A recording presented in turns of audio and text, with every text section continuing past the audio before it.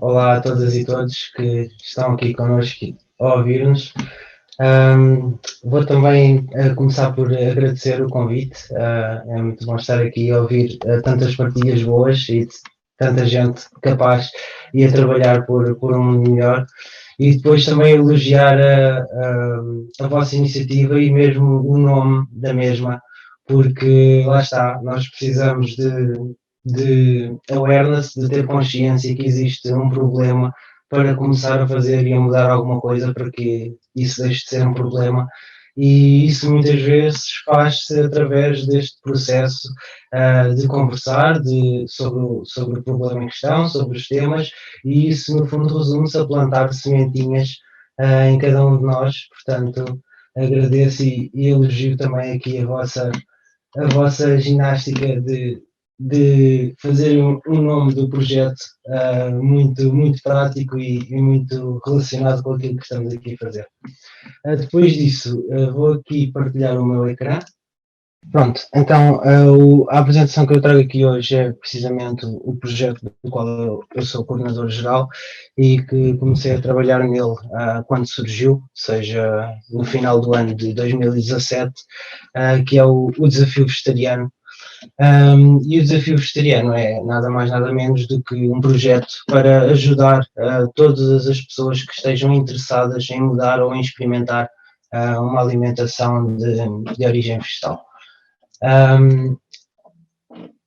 Eu vou fazer aqui uma pequena apresentação e introdução. Depois vou falar um pouco, lá está a parte que eu falei de termos que ter alguma awareness para conseguir perceber que existe um problema, e depois sobre dados científicos, como a Elisa disse anteriormente, nós focamos em trabalhar sempre com base científica para fugirmos ao máximo das nossas ideologias, porque lá está, como ela disse, nós percebemos que muitas vezes é necessário esse trabalho interno de contrariarmos um pouco aquilo que são as nossas ideias e opiniões e tentar sustentá-las um pouco com aquilo que existe de evidência. E depois, por fim, então, mostrar a parte de ajudar com soluções, que neste caso se resume à criação do desafio vegetariano e em que é que isso consiste. Portanto, como o André disse, eu tenho 28 anos, sou consultor sénior de segurança informática, sou coordenador geral do Desafio Vegetariano, sou ambientalista sem saber o que era isso do ambientalismo desde os 15 anos, porque desde cedo comecei a ter um pouco de preocupação com alguns dos hábitos que não me pareciam ser os mais adequados, pelo menos em termos lá está, de sustentabilidade para o mundo em que vivemos e para as próximas gerações, inclusive, isto também por muitas bases éticas e morais que eu já tinha nessa altura. Vegetariano por 12 anos e sou vegano há 6 anos, já um pouco antes de começar a trabalhar aqui. Também integrei e ingressei noutros tipos de ativismo antes de chegar aqui como coordenador do desafio. Ora, então, como eu tinha dito, vamos fazer um pouco uma análise geral. Lá está isto. A apresentação, o ideal é ser meia hora, portanto, como podem perceber, a Raquel hoje de manhã também falou sobre isto, da análise geral das condições que nos permitiram chegar até aqui e também de como é que isto está tudo interligado e o que é que a ciência diz em relação a essa interligação, como é que as coisas estão dependentes umas das outras, quanta percentagem dos recursos é que são gastos em certas e determinadas áreas, e depois, por fim, a parte em que nós nos focamos mais na Aliança Animal e no desafio vegetariano, que é como é que podemos ajudar a colmatar estas falhas e estes problemas da sociedade atual. Portanto, começando aqui pela parte de entendendo o problema, trago aqui uma quote de um autor que eu acho bastante pertinente e atual nos dias de hoje, que é o Yuval Harari. Ele escreveu livros como Sapiens, Homo Deus e 21 lições para o século XXI, em que diz: os seres humanos estão a destabilizar a biosfera global em múltiplas frentes. Estamos a retirar cada vez mais recursos do ambiente, enquanto emitimos enormes quantidades de resíduos e veneno, alterando assim a composição do Sol, da água e da atmosfera. Portanto, Muito disto tem a ver com a nossa história e é por aí que eu começo também esta apresentação, para nós termos também um pouco da consciência que nada surge do nada, as coisas estão todas elas interligadas, e uma das coisas que permitiu que chegássemos onde estamos hoje, tanto dos pontos positivos como dos pontos negativos, foi precisamente a Revolução Industrial, que foi uma das grandes revoluções do Homo sapiens, e da nossa história. Isto trouxe-nos acesso a meios de produção em massa, a descentralização dos meios de produção, a facilidade de acesso a produtos que temos à nossa volta hoje em dia, que muitos deles vêm de outros pontos do planeta e que nós conseguimos adquiri-los facilmente sem grande esforço, e o distanciamento social, ou seja, das massas da população, dos ciclos de produção desses mesmos produtos. Isto também devido ao facto de a especialização em cada área ter começado a ser cada vez maior devido ao aparecimento de tantas áreas para se trabalhar e para se explorar. No entanto, nada é de graça, portanto, tudo tem as suas consequências, como eu estava a dizer, e isto trouxe, por exemplo, o aumento da acessibilidade a produtos e melhor qualidade de vida. Trouxe também, a partir dessa consequência, um aumento da população mundial, quando a vida começou a ser mais fácil e começou a haver menos mortes, a esperança de vida começou a aumentar, tivemos este tal aumento da população mundial. O aumento do consumo a nível global, o poder de compra, mesmo das populações mais pobres, começou a crescer de uma forma que nunca tinha sido vista, pelo menos para essa parte da população, e então as pessoas começaram a ter uma acessibilidade maior no consumo que fazem no seu dia a dia. Isto, por consequência, traz também o aumento da utilização dos recursos naturais, porque o nosso planeta é finito e precisamos sempre de recursos para produzir as coisas que adquirimos hoje em dia e com as quais sobrevivemos, sejam elas essenciais à nossa sobrevivência ou não, ou sejam apenas para nos dar algum prazer ou algum conforto neste modo de vida que temos atualmente. Esse aumento de recursos naturais, uma das coisas que teve como consequência, e esta pus como tópico neste slide também por causa da situação em que estamos e nos encontramos hoje em dia, foi o aumento da necessidade de produção de antibióticos e o consequente aparecimento de zoonoses, muitas vezes também relacionado com a maior resistência a esses mesmos antibióticos por parte de vírus, bactérias e outros agentes infecciosos. Portanto, continuando aqui com uma parte da nossa história, nós conseguimos ver neste gráfico que nos mostra do ano 1 depois de Cristo até o ano 2023 o aumento da nossa população, e aqui neste o aumento a partir do ano 1500. E como vocês podem ver aqui no slide anterior, a coisa esteve mais ou menos estagnada até ali à parte dos anos 1700, 1800. Quando passamos aqui, nesta parte já mais pormenorizada a partir do ano 1500, conseguimos ver que então ali no século XX, tivemos então um crescimento exponencial, e isto é uma demonstração prática daquilo que eu estive a explicar anteriormente, que foi uma consequência dessa revolução industrial e da facilidade de acesso a meios e produtos, e também de uma melhor qualidade de vida em termos de saúde e dos próprios cuidados que temos acesso hoje em dia. Com isto, o que nós começámos a fazer foi também, lá está, com tanta gente a depender dos recursos para conseguir sobreviver, nós temos que os ir buscar a algum lado, e então começámos, sem nos apercebermos ou sem haver essa consciência, a sobreexplorar um pouco os ecossistemas dos quais fazemos parte. Isto levou a que as zonas mortas nos oceanos começaram a aumentar exponencialmente, a desflorestação intensiva igual. Muitas vezes nós não associamos, ou pelo menos antes de fazermos essa ligação não associamos, mas os animais que nós nos habituamos ou nos habituámos a comer nas últimas décadas e na quantidade em que nos habituámos, eles têm que comer alguma coisa e têm que ser criados com alguns recursos, e eu pus ali como subtópico o exemplo da soja, porque é um exemplo que as pessoas mencionam muito sem terem a consciência como muita da soja que é produzida hoje em dia serve precisamente para alimentar os animais não humanos que depois servem de alimento para os humanos. Neste caso, mais de 77% da soja cultivada atualmente serve para alimentar animais não humanos.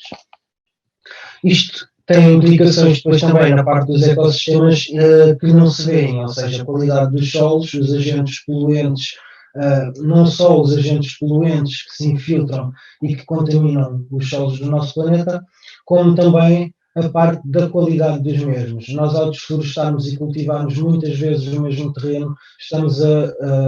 prejudicar muito a qualidade daquele solo e, para além da qualidade, a própria permeabilidade do mesmo, o que faz com que seja muito mais fácil agentes poluentes entranharem-se no mesmo e irem dar aos ditos lençóis freáticos, que depois acabam por contaminar também a parte dos rios e dos oceanos. Lá está aquela cadeia toda de interligação de que a Raquel falava hoje de manhã também. Isto, como é óbvio, desde que esta revolução está muito assente na parte dos combustíveis fósseis e, como tal, com esta exponencialidade de crescimento,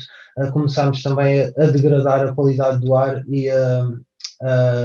da atmosfera através dos gases de efeito de estufa, que hoje sabemos perfeitamente que são nocivos e com os quais estamos a tentar ao máximo reduzir para atingir um ponto sustentável para a vida humana no nosso planeta. Tirei aqui um pequeno screenshot, neste caso foquei ali na zona de Coimbra, mas isto permite-nos ver, ou permite-nos ter a noção e a awareness, lá está, que até no Google Maps hoje em dia nós conseguimos ver esta desflorestação à nossa volta. Ou seja, muito do que vemos, neste caso nós ainda temos uma zona considerável em que vemos um verde mais escuro, mas vemos, mesmo dentro desse verde mais escuro, se nós fizermos zoom, neste caso eu fiz aqui a de Coimbra, aqui o Rio Mondego, e que muitos dos terrenos já não são floresta natural, que era o estado habitual do nosso planeta antes de começarmos este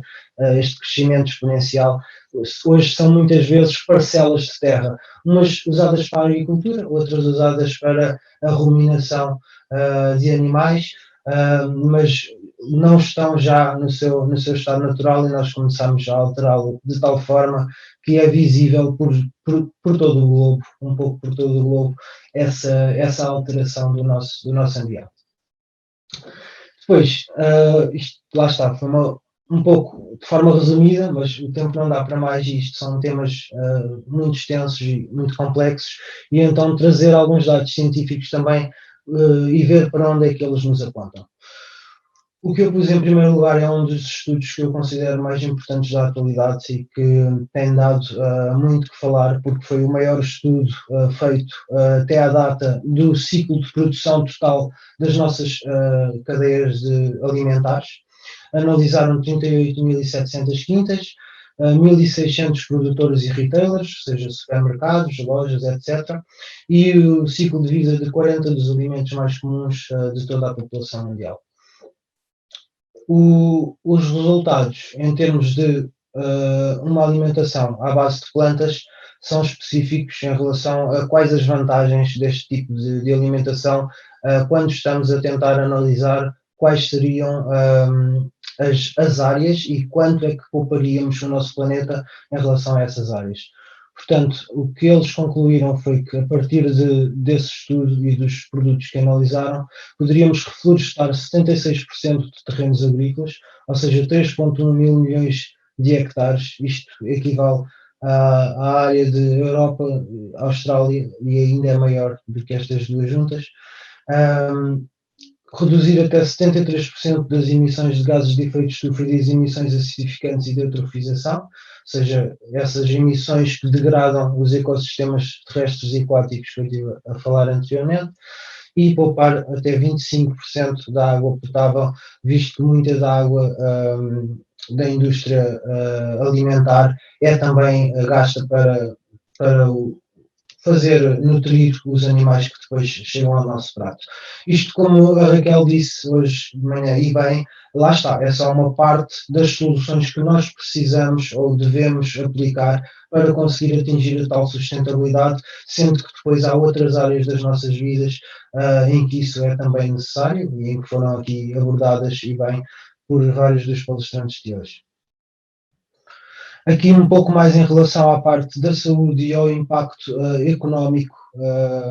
a nível de global do nosso planeta, foi feito pela Oxford Martin School. Aqueles gráficos que estão ali à esquerda comparam três tipos de regimes alimentares diferentes. O Health Global Diet é o que nós conhecemos como a dieta mediterrânica, algo em que é predominantemente dominada por vegetais, frutas e hortícolas, mas que inclui ainda produtos de origem animal, embora em menor quantidade, nomeadamente no máximo 2 a 3 vezes por semana.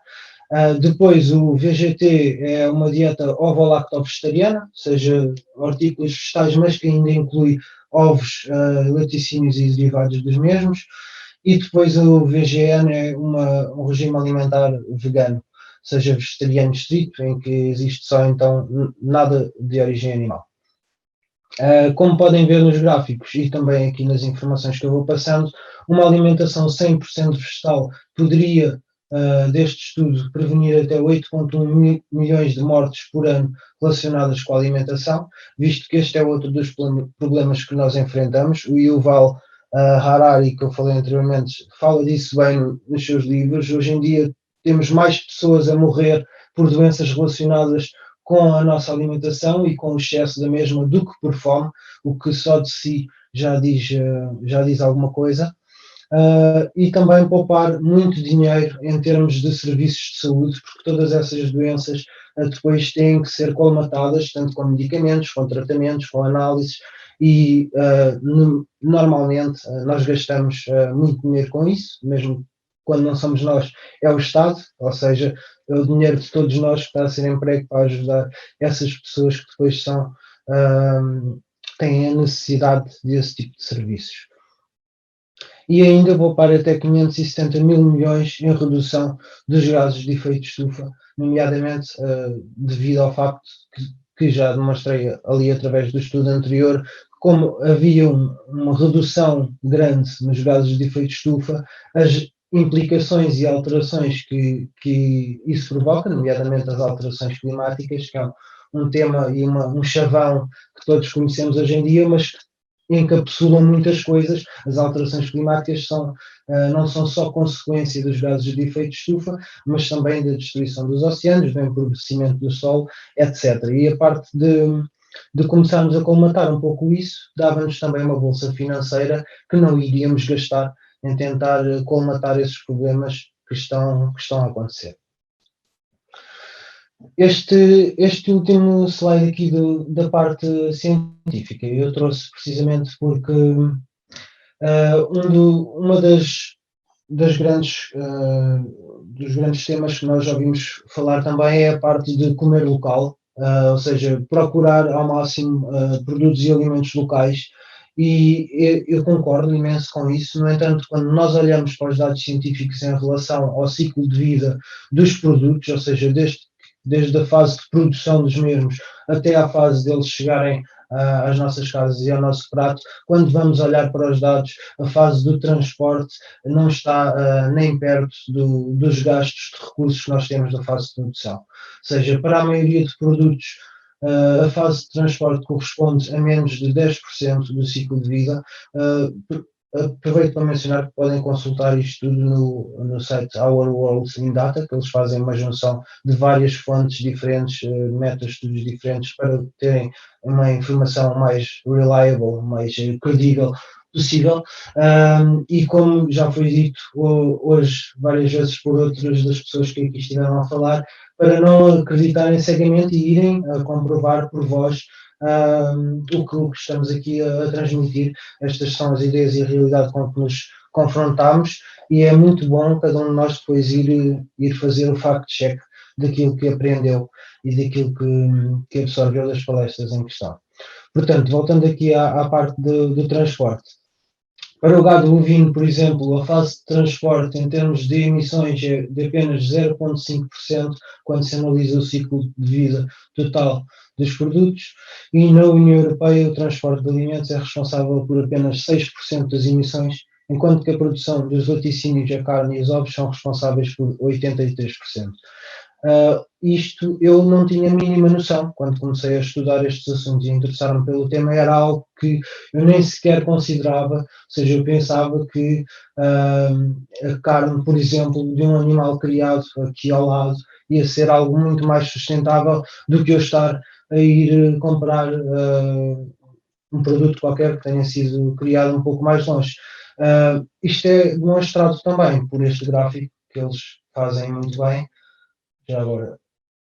partilho aqui um pouco com mais zoom para vocês verem, ou seja, a fase do transporte que eu estava a falar e que é relacionada com aquele tópico de consumirmos local, devemos consumir local, porque reduzimos essa parte vermelha do gráfico que está aqui em baixo, mas que em relação a vários dos produtos que nós estamos habituados a consumir hoje em dia, a fase do transporte significa realmente pouco daquilo que é gasto no total do ciclo de vida desses produtos.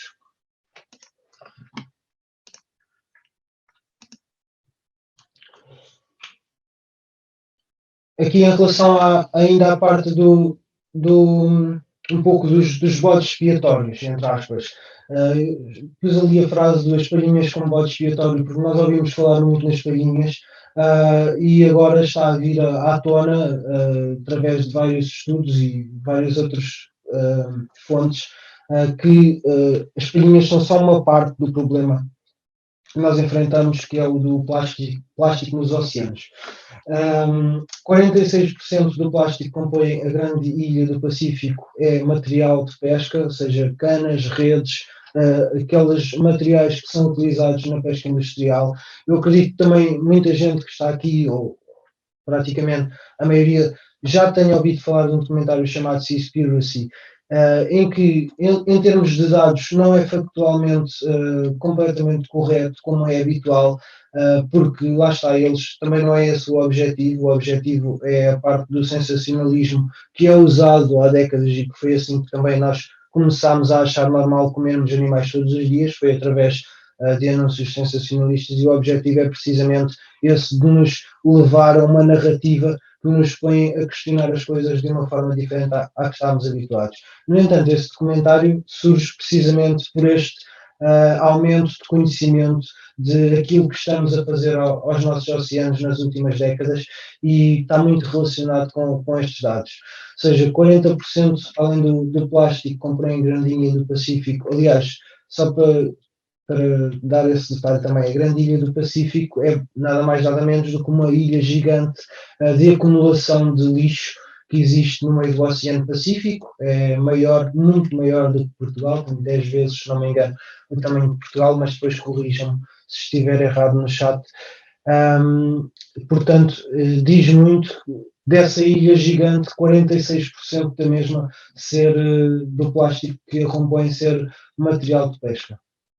Depois disto, ainda a parte da captura acessória, ou seja, o empobrecimento dos ecossistemas e da biodiversidade dos nossos oceanos também é muito afetada por isto. No facto, por exemplo, 40% dos animais pescados são captura acessória, diz muito que nós nem utilizamos aqueles animais para a nossa alimentação, no entanto, eles vêm nas redes também porque nós pescamos de forma industrial e acabamos por apanhá-los também lá no meio, embora depois sejam muitos deles descartados em termos de aproveitamento para a alimentação. E aqui, por último, 90% do estoque de peixe dos nossos oceanos foram pescados em tanta quantidade que as populações estão à beira de colapso. Aliás, se vocês forem ver a quantidade de peixe pescado sem ser por aquacultura está a estagnar, embora nós tenhamos muito mais barcos no mar a pescar do que tínhamos antigamente. Isso só significa que está a ser cada vez mais difícil arranjar a mesma quantidade de peixe pescado selvagem que era antigamente, quando começámos então a conseguir fazê-lo através da Revolução Industrial. E depois, por último, aqui da parte dos dados científicos, a parte que é mais contextual com a época e a crise que estamos a viver atualmente, a parte das epidemias e das pandemias. Os relatórios das Nações Unidas e de outras entidades relevantes apontam uma relação clara entre a criação e consumo dos animais com as pandemias como aquela que enfrentamos. Isto é público, tanto nas Nações Unidas como outras fontes. Aliás, a Provedes, que a Elisa falou na palestra dela, fez um relatório muito completo em conjunto com as Nações Unidas e convido-vos a pesquisarem também. Ou seja, cerca de 60% das doenças têm origem em animais não humanos e nas condições em que os criamos. A Raquel hoje de manhã referiu aqui várias: o ébola, o SARS-CoV-2, a malária, mesmo a SIDA. Várias das doenças que nós temos hoje em dia foi devido ao facto da relação que criamos e da maneira como fazemos com os outros animais, muitas vezes de uma forma antropocêntrica e olhando para o animal não como um fim em si próprio, mas sim como um meio para um fim que nós queremos alcançar. De acordo com a FDA, isto está relacionado com o que eu referi no início, mais de 20 milhões de libras de medicamentos de antibióticos foram vendidos para utilização em animais em 2014, o que representa cerca de 80% de todos os antibióticos vendidos. É claro que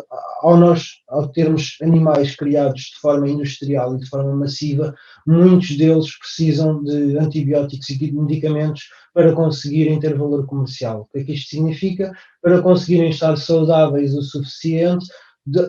no ponto em que, ao chegarem à linha de abate, no matadouro, ainda poderem ser comercializados por comida, porque caso contrário são apenas desperdício para o seu produtor, que olha para eles apenas como um meio, lá está, para a parte da monetização do seu negócio e do crescimento do mesmo. Portanto, é normal que, ao termos tantos animais encapsulados, para os conseguirmos fazer render algum dinheiro, as pessoas tenham começado a ter que lhes dar muitos antibióticos, se muitas vezes sem a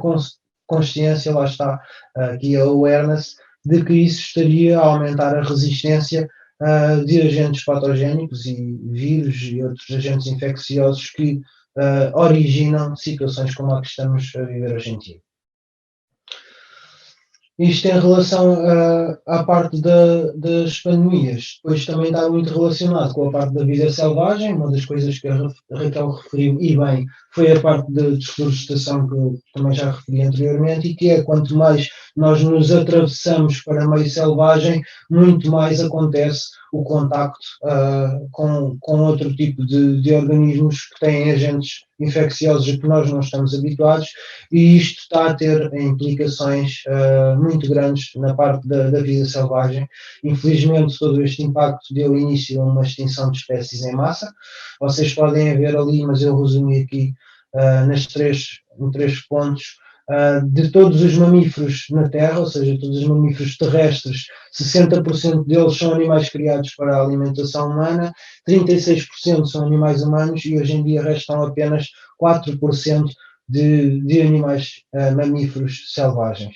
Depois eu não pus aqui nos pontos porque ia ficar demasiado texto, mas conseguem ver ali à esquerda também que hoje em dia 70% das aves que existem são galinhas ou galos relacionados com a alimentação humana, neste caso não só galinhas e galos, por exemplo também os perus e os patos, esse tipo de animais que mais comumente são utilizados para a alimentação, e que só 30% das aves hoje em dia é que são aves no seu habitat natural e selvagem. Portanto, isto dá aqui um enquadramento geral, uma parte de awareness, e era esta parte que queria focar no início da apresentação. Depois, agora como a Elisa falou, nós partimos sempre do que está à nossa volta e da realidade que nos rodeia, mas tentamos não ficar por aí e criar algum tipo de soluções que nos permitam ajudar as pessoas a que, mesmo sem muito desconforto e sem terem que ir para a rua, lá está, a confrontarem-se com algo que não é confortável para nós estarmos na rua a gritar contra algo ou a reclamar contra algo, possamos ajudar a fazer parte da solução e colmatar alguns destes problemas. Portanto, uma das coisas em que eu ouvia a Joana dizer e também me fez muito sentido foi precisamente a parte de que de sentir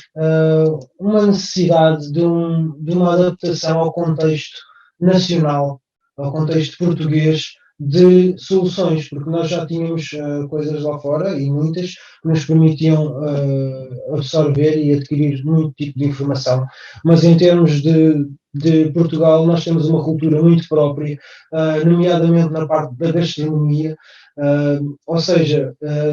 então decidimos criar uma plataforma, lá está,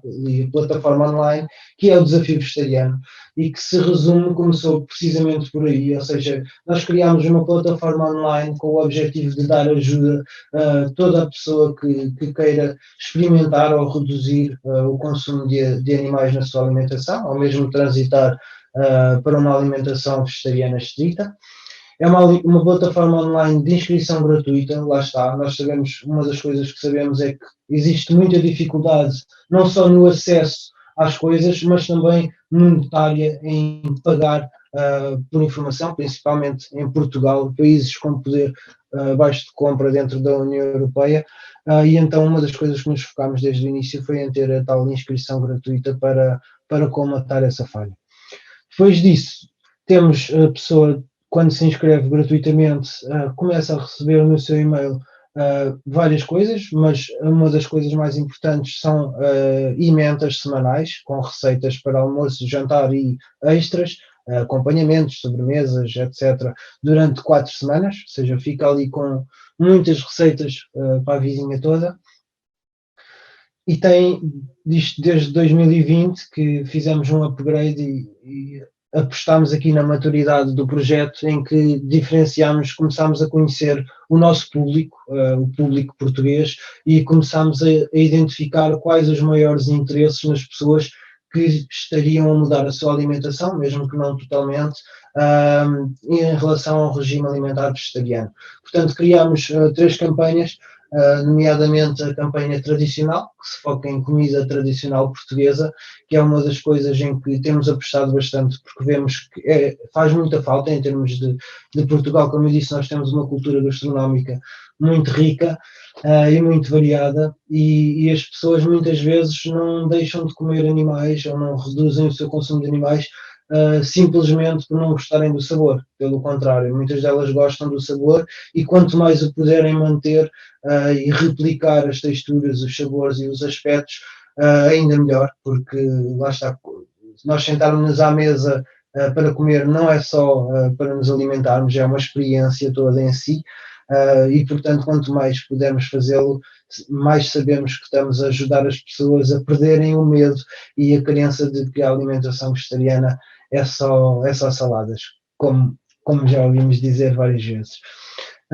Outra das campanhas é a campanha saudável, porque muitas das pessoas que estão a optar por mudar um pouco a sua alimentação também têm uma motivação muito saudável, e isto enquadra-se aqui depois também na parte do desporto, da atividade física, portanto, haver uma preocupação de que aquilo que estamos a comer nos está a dar os nutrientes necessários para a atividade que praticamos e para o nosso dia a dia. E por fim, a campanha familiar,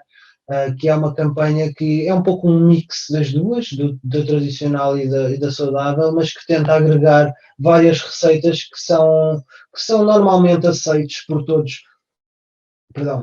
lá em casa, no agregado familiar, ou seja o adolescente que quer inscrever-se no desafio, mas depois não sabe bem como ajudar a mãe a fazer o jantar e a ter ideias, seja a mãe que tem essa preocupação de se alimentar melhor a ela e aos restantes membros dos agregados familiares, terem uma experiência mais apaziguante e que não cause tantos conflitos, porque também é um tema, muitas vezes, a parte de casa, e quanto mais facilitarmos esse processo, seja para quem for, melhor. Isto aproveito para dizer que entra aqui também no ponto das motivações, ou seja, nós muitas vezes, quando percebemos que existe um problema, ganhamos um pouco de motivação para mudar. No entanto, essa motivação pode não ser suficiente para que essa mudança seja efetiva ou total. Então, uma das coisas que nós nos focamos muito também é dar a conhecer que existem várias motivações, porque nós, Elisa disse bem, a parte das ideologias, nós temos certas ideologias, e muitas vezes para as desconstruirmos, uma das coisas que ajuda a desconstruir é precisamente uma motivação que nós ganhamos em relação a um certo assunto. No entanto, quanto mais motivações nós vamos ganhando ao longo do tempo que defendam uma ideologia diferente daquela que estávamos habituados, muito mais receptivos vamos estar a mudar um pouco essa ideologia que tínhamos antes, porque temos muito mais motivações a sustentá-la. E então também é daí que vêm estas 3 campanhas, porque lá está, temos que adaptar a oferta à procura dos nossos clientes, entre aspas, que são todos os potenciais pessoas que queiram experimentar e reduzir o consumo de animais. Outro dos pontos que nos focamos desde o início é o apoio contínuo interativo, em que eu já vou explicar aqui um pouco melhor, seja ali ao nosso cartãozinho. Pronto, como já disse, a pessoa quando se inscreve no desafio começa a receber os tais e-mails informativos, seja com emendas, a informação, esta que eu vos estive a passar um pouco de bases científicas de porque é que isto é um problema e porque é que precisamos de mudar, mas depois também a parte das receitas, parte nutricional, temos muita informação nutricional também, nomeadamente do saudável, porque muitas pessoas têm crianças e existe muita dúvida à volta também do tema ainda e é necessário esse complemento. Mas depois também aqui a parte do tal acompanhamento dinâmico e até agradável. Sei que temos até algumas pessoas já a assistir que fazem parte da nossa equipa e que são mentores. Nós temos basicamente uma equipa de mentoria em que temos quando a pessoa se inscreve nos e-mails do desafio, recebe um link para ingressar, se quiser, num grupo de Facebook, que neste caso é a ferramenta que nos permite este acompanhamento de forma mais fácil daquelas que existem hoje em dia, e ao entrar nesse grupo de Facebook tem não só os outros participantes que se inscreveram no desafio, como também uma equipa de mentoria de pessoas que já seguem este estilo de vida e regime alimentar há vários anos e que já têm um conhecimento amplo e diferenciado, porque cada uma delas também tem as suas preferências e as suas personalidades. Portanto, existe o nosso objetivo com isto é também ter uma oferta o mais diversificada possível para conseguirmos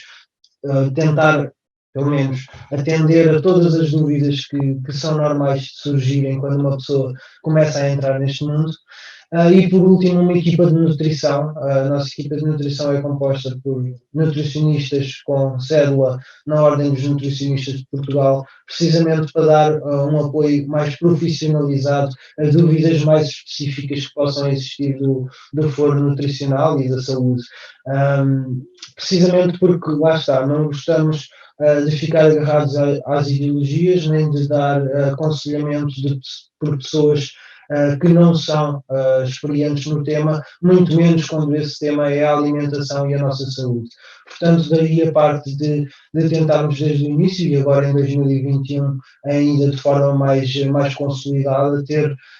uma equipa de nutrição forte e capaz em atender a várias das dúvidas que são levantadas no tal grupo de participantes. Aqui eu trouxe-vos apenas uns gráficos que representam algumas das coisas que as pessoas preenchem quando terminam o seu desafio. Ali à esquerda, basicamente, é como é que correu este desafio, se a pessoa conseguiu fazer 100% das refeições vegetarianas, 75 ou 100, 50 ou 75 e por aí fora, e ficamos muito agradados quando vemos estes resultados, precisamente por vermos que a parte dos 100 e 75 aos 100 representa ainda consideravelmente bem mais do que 50% da fatia total das pessoas. E aqui da parte da direita, em que 93,2% das pessoas não foi por experimentarem este regime alimentar que ficaram a sentir-se mal, tanto fisicamente como psicologicamente, o que é também um bom indicador e depois acaba por servir também como prova e para destruir alguns mitos de próximos participantes que possam vir e ter algum receio em experimentar este regime alimentar. Aqui, no fim, trouxe-vos alguns testemunhos de pessoas que passaram por cá, porque sabemos que lá está, nós posso estar aqui a vender o produto, mas depois se as pessoas que fazem o desafio não gostarem, isso não nos serve de grande coisa. E então aqui a Emma Martins diz-nos excelente ideia para quem quer começar a ter uma alimentação muito mais saudável e sustentável. Recomendo de todo, 5 estrelas é pouco. Aqui a Alana diz: todos nós somos capazes de mudar, basta querer. Quando permitimos conhecer o veganismo e entender o quanto estamos destruindo o planeta, concluímos que estamos diretamente ligados a isso. É muito importante saber o que o nosso dinheiro financia. Muito obrigada. A Ana Oliveira nos diz: obrigada, gostei de todo o acompanhamento, achei a comunicação muito eficaz, interessante e motivadora. Não estou a comer carne nem peixe e estou a gostar das descobertas. Vou manter este regime e continuar a acompanhar o desafio vegetariano. Também me sinto mais em sintonia com o que quer que seja a minha relação com os animais. E pronto, aqui então acabam os testemunhos e a seguir trouxe-vos alguns destaques dos sítios onde nós já aparecemos. Aqui uma notícia no Diário de Notícias que entrevistou 3 dos nossos participantes, 2 deles a partir do desafio começaram a fazer uma alimentação vegetariana estrita e não voltaram a comer animais até hoje. Nomeadamente a Joana, que é a pessoa que se vê ali na foto, que depois de fazer o desafio, ela foi uma das primeiras inscritas em 2018, janeiro de 2018, engravidou e pediu-nos ajuda também em relação a alguns tópicos para a parte da sua gravidez e teve uma gravidez saudável e a bebê nasceu saudável e continua saudável. Nasceu em dezembro de 2018 e continua saudável até hoje. É um caso de exemplo também. A notícia está pública, por isso depois se quiserem pesquisar e ler, recomendo, porque é uma partilha muito interessante também. Ali no público, isso durante um mês fosse vegetariano, a parte da NIT, da Marketeer, a Marketeer este ano deu-nos palco para fazermos um artigo muito completo, não só... Sim, sim. Desculpa interromper, é só por uma questão logística e de tempo, se conseguires terminar num minuto, está bem? Obrigada. Resumir, obrigado. Pronto, estava só a dizer, a Marketeer deu-nos a oportunidade de fazer um artigo muito extenso escrito pela Elisa, mais virado para a parte dos negócios e das marcas, de como é que é bom apostarem neste tipo de alimentação. Ali as jornadas do ambiente da FCT, que é um evento parecido com este, mas presencial, em que tivemos também com a Raquel, partilhámos o palco também com a Raquel, como hoje aconteceu. Viseu Vegan Fest, ou seja, workshops de comida, exibição do documentário de Game Changers, a presença na Natalis da FIL e, por último, aqui a campanha de 2021, em que conseguimos projetar-nos mesmo para a parte do público em geral e não só para as pessoas que têm acesso às redes sociais, nomeadamente nas revistas, na Maria, no Correio da Manhã, nos outdoors, nas autoestradas, à entrada dos continentes, em MUPIs, com séniores nas ruas. E depois, por último, aqui algumas das coisas para abrir o apetite para o jantar e para vos aliciarem a inscrever, algumas das receitas a que têm direito quando se inscrevem no desafio, seja o alho francês à Brás, os rojões de soja, e que lá está, muitas das coisas adoptam o aspecto tradicional que nós já estamos habituados com a nossa alimentação, lasanha de soja, a posta de seitã, com a batata a murro, o arroz de pato feliz, foi um nome engraçado que arranjámos, mas basicamente é uma coisa que imita muito bem o arroz de pato que nós também estávamos habituados, o tofu mexido. Esta é a página do nosso site e por último, prometo que tem menos de um minuto, vou só mostrar-vos o vídeo que conseguimos fazer para a campanha de 2021, que é Começa a mudar o mundo aqui. Basicamente tem a participação, o som não sai bem, portanto eu não pus, mas teve a participação de várias personalidades, a Sandra Coias, a Rita Blanco, o Raminhos,